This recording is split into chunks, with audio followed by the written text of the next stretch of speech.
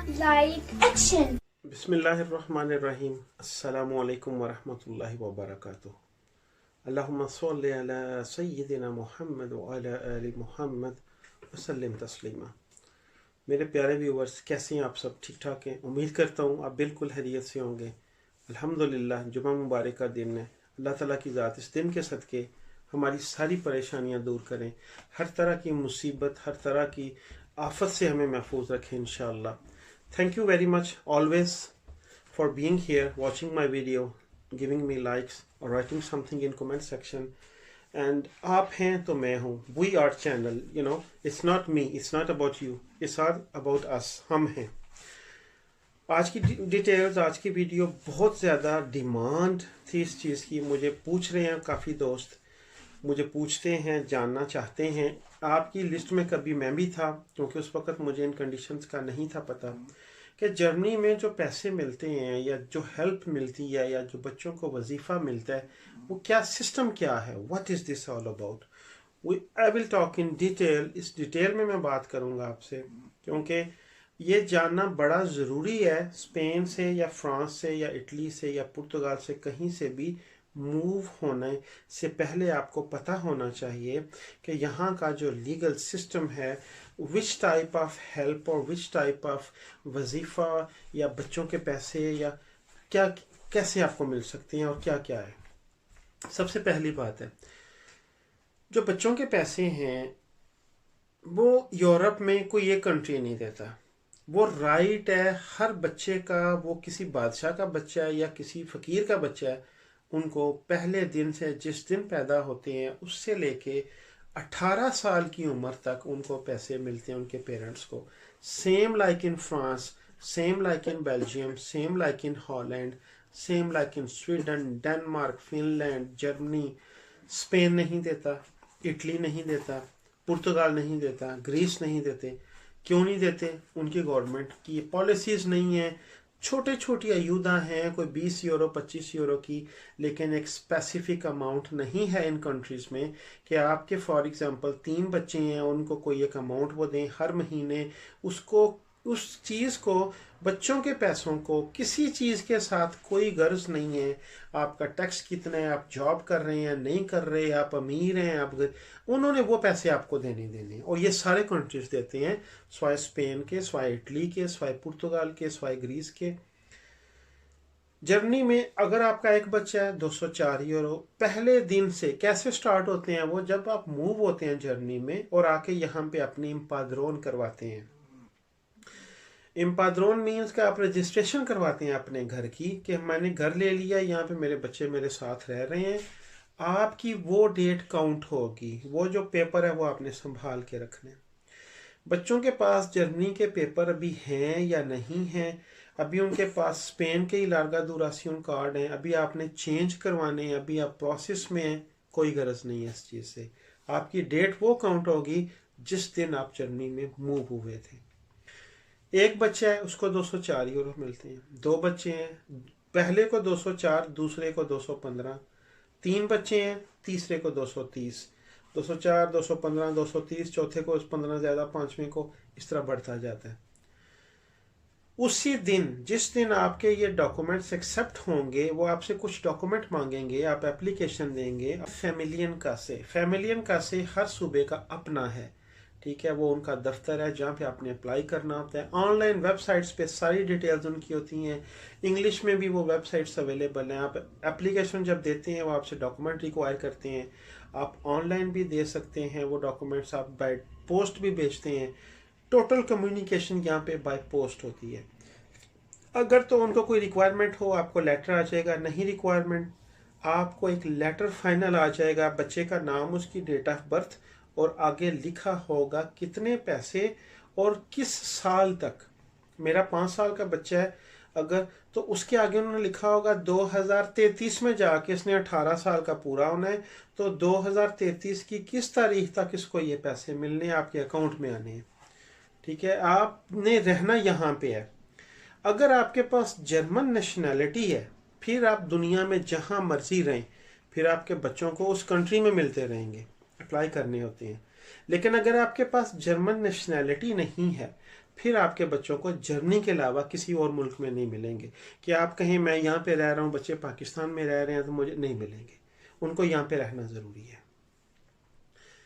अगर आपके पास आपकी वाइफ आपके साथ रह रही हैं, अल्लाह ताला की खास रहमत है, कोई नया फ़र्द आने वाला है, उनको भी पर मंथ 400 यूरो मिलता है जब तक नए बेबी की विलादत तक, और उसका सारा खर्चा वर्चा सारा मिलता है, वो गवर्नमेंट की तरफ से अलाउ हो जाता है। क्योंकि जैसे बेबी की पैदाइश होती है उसके बाद उसका किंडरगार्टन को बच्चों के पैसे शुरू हो जाते हैं, और बेगम की जो हेल्प है वहाँ पे रुक जाती है।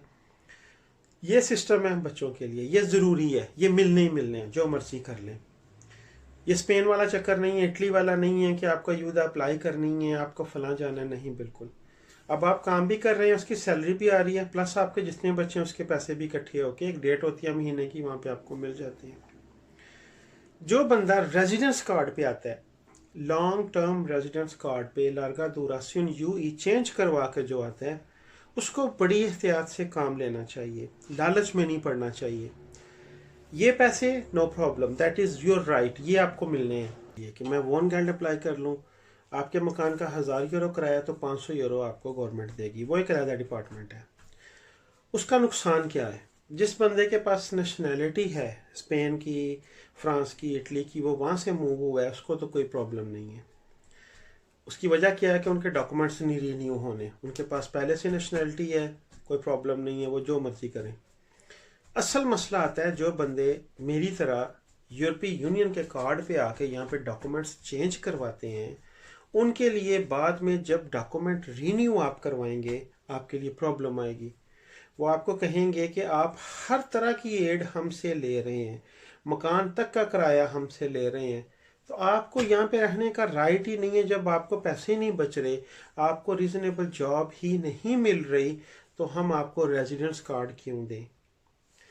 कभी भी 400-500 यूरो के लिए रिस्क ना लें। आप बच्चों के साथ हैं, आप एक्स्ट्रा जॉब कर लें, मिनी जॉब कर लें, ठीक है, 100-200 यूरो कम अपना सेविंग कर लें, मींस उसमें से गुजारा कर लें, लेकिन कभी भी लालच में ना आए।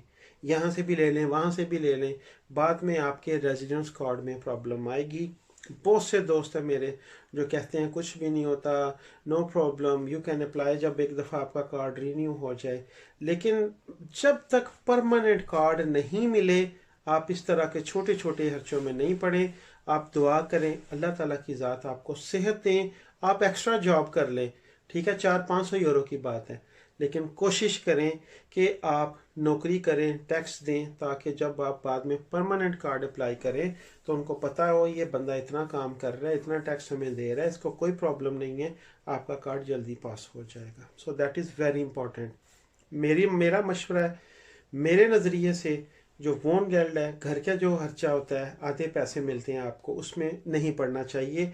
अगर आपके पास जॉब है तो, अगर काम मिल रहा है फिर बिल्कुल नहीं पड़े, मिनी जॉब करें, एक्स्ट्रा जॉब करें। उसके बाद कौन से पैसे हैं? फॉर एग्जांपल मेरे पास काम नहीं है, अब काम नहीं रहा, सेम जिस तरह स्पेन में ही नहीं, ईने में या पारो है, हम पारो में चले जाते हैं। साल काम किया 2 महीने की पारो, 2 साल काम किया 6 महीने की पारो, आपको कि आपका काम पैरालाइज हो गया, नहीं है, नया काम ढूंढ रहे हैं, वो आपको पैसे लगा देंगे। सेम उसी तरह यहाँ पे भी है, आपका काम नहीं है, आपने एक उन्होंने चांस दिया हुआ है, ऑप्शन दी हुई है आपको, मैं एक जॉब कर रहा हूँ, मुझे ये जॉब पसंद नहीं है, मैंने जॉब चेंज करनी है।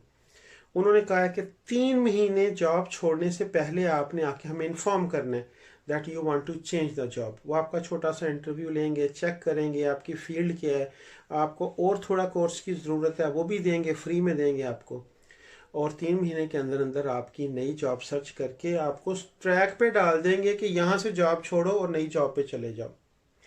इन केस अगर ऐसे नहीं होता तो फिर आपके पास 2 दिन हैं।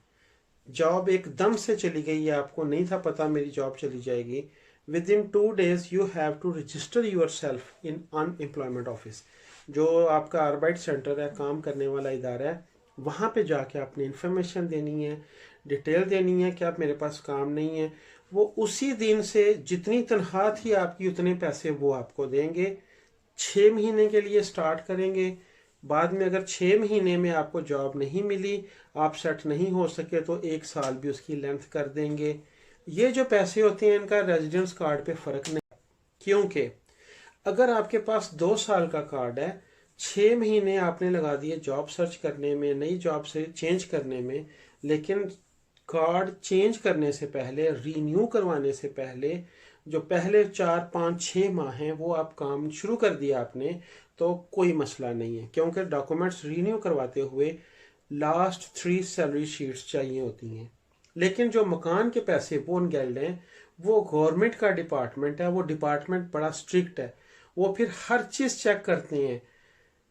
कुछ दोस्तों ने कहा अप्लाई कर लें, कोई मसला नहीं है। मैंने केसेस देखे हैं कि जो बंदा मकान के पैसों में एंटर होता है, बाद में उसके पेपर रीन्यू नहीं करते, ज्यादा रिक्वायरमेंट करते हैं, खर्चे कहते हैं तुम्हारे इतने, गाड़ी का खर्चा, इंश्योरेंस, क्योंकि जब आपने रेजिडेंस कार्ड रीन्यू करवाने जाना है तो उन्होंने कहना है आपके पास गाड़ी है, उसका पेट्रोल, आप इंश्योरेंस दे रहे हैं, आपके इतने बच्चे हैं, उनके इतने पैसे हैं, उनका इतना खर्चा है, आपका इतना मकान है, उसका इतना किराया है, आपका बिल, सारी चीजें इकट्ठी करके मैंने आपको बताया था 3 बच्चों के लिए, for example husband wife 3 kids, 2300 euro net income होनी चाहिए आपकी, अगर आपके पास गाड़ी नहीं है। अगर गाड़ी है 2700 यूरो पर मंथ आपके पास इनकम होनी चाहिए, फिर जाके आपके रेजिडेंस कार्ड पास होते हैं। तो मेरा मशवरा आप सबसे, बच्चों के पैसे जो वजीफा लगना, that is well and good, beautiful thing, plus job करें, jobs, mini job, extra offer है यहाँ पे, हर तरह की जॉब्स मिल जाती हैं। इससे भी जरूरी चीज है लैंग्वेज सीखें। आपका पहले साल के कार्ड में तो आप नहीं सीख सकते, ये श्योर है, 100% गारंटी है। जब आपको कार्ड मिल जाए, अगला रीन्यू हो जाए, 2 साल का कार्ड मिल जाए, उस कार्ड में ब्रेक लें, कहीं ना कहीं 6 महीने की ब्रेक ले लें। बताएं मैंने काम से चेंज करना है, मुझे लैंग्वेज नहीं आती, बल्कि अगर आप जब खुद ही इंटरव्यू में जाएंगे वो खुद ही देख लेंगे आपको लैंग्वेज नहीं आती, वो आपको स्कूल में या किसी यूनिवर्सिटी में या किसी कोर्स में डालेंगे कि पहले लैंग्वेज सीखो, जितने महीने लैंग्वेज सीखोगे उतने पैसे हम देंगे आपको। जब आप लैंग्वेज सीख जाएंगे, समझेंगे आप असल जर्नी उस दिन आए हैं, क्योंकि उस वक्त तक तो आप मजबूरी की हालत में वो जॉब कर रहे होंगे जिस पे आपने कॉन्ट्रैक्ट चेंज करवाया था, या वो काम सख्त है, या लॉन्ग आवर्स में है, या पैसे कम है। लेकिन अगर सोचा जाए तो हमारी गलती है ना, हमें जुबान नहीं आती, हमने लैंग्वेज की तरफ तवज्जो नहीं दी है, तो हम फिर किस तरह नई जॉब मार्केट में एंटर हो सकते हैं। सो लैंग्वेज को एक दफ़ा सीखना है, इन्वेस्ट करें अपने आप के ऊपर, टाइम इन्वेस्ट करें। 5-6 महीने जॉब के बगैर अगर आपको फाइनेंशियल हेल्प हो रही है, घर का किराया, खाना पीना, बच्चों का सारा सिस्टम मिल रहा है, so invest in you, learn language और फिर स्टार्ट करें नई जॉब। इंशाल्लाह बहुत रास्ते आपके लिए खुले होंगे। और वो डॉक्यूमेंट, वो सर्टिफिकेट भी चाहिए आपको, इंटीग्रेशन कोर्स उसे कहते हैं, सर्टिफिकेशन de इंटीग्रेशन, स्पेन में भी वो चाहिए होता है, वो चाहिए आपको 100% परमानेंट कार्ड के लिए भी और नेशनैलिटी के लिए भी। जो बंदा अच्छी लैंग्वेज बोलना शुरू कर देगा उसके लिए 99% चांसेस हैं परमानेंट कार्ड जल्दी अप्लाई कर सकता है, वो 3 साल के बाद ही अप्लाई कर सकते हैं। So that is very important for all of us who want to come to this country. ठीक है, ये सारी डिटेल्स थी जो मैं आपके साथ शेयर करना चाहता था। फिर भी अगर कुछ रह गया हो या कुछ डिफरेंट हो, write down below in comment section, इंशाल्लाह I am here to help you guys. Allah ताला की ज़ात आपके लिए आसानियाँ पैदा करें, मेरे लिए भी, हमें एक दूसरे के लिए ताउन करने वाला बनाए। और मेरी दुआएं आपके साथ, जो भाई जिस परेशानी में भी है, अल्लाह ताला की ज़ात उसके लिए आसानियाँ पैदा करें। इंशाल्लाह मिलूंगा आपको अगली वीडियो में with some more details. Take care of you, अल्लाह हाफिज़। और subscribe to my channel, that is very important. Okay, मुझे रिटर्न में आपसे यही मिलेगा, सब्सक्राइब एंड लाइक।